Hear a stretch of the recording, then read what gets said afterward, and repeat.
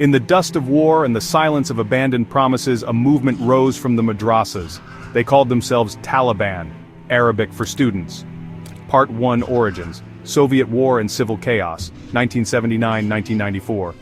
In 1979, the Soviet Union invaded Afghanistan.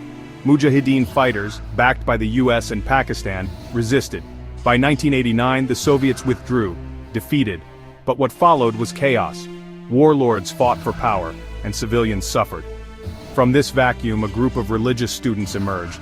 Led by Mullah Muhammad Omar, they promised order through Islamic law. They gained support by fighting corruption and restoring security. Part 2, Rise to Power, 1994-2001. By 1994, the Taliban captured Kandahar. By 1996, they controlled Kabul. Their rule was strict, banning women from education and work, enforcing harsh punishments and restricting media and culture. They also sheltered Osama bin Laden, who planned the 9/11 attacks from Afghan soil. Part 3, 9/11 and the US invasion.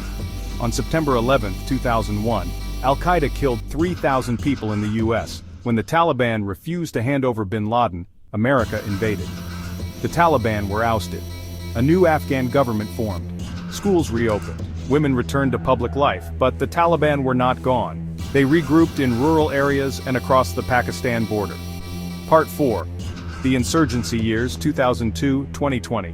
For 2 decades, the Taliban waged an insurgency, using IEDs, suicide bombings, and targeted killings. US and NATO forces stayed. Peace seemed distant, but the Taliban waited and watched. Part 5, Return to Power, 2021. In 2020, the US struck a deal with the Taliban. By August 2021, American troops withdrew. The Afghan government collapsed. The Taliban marched into Kabul, almost without resistance. Once again, they ruled.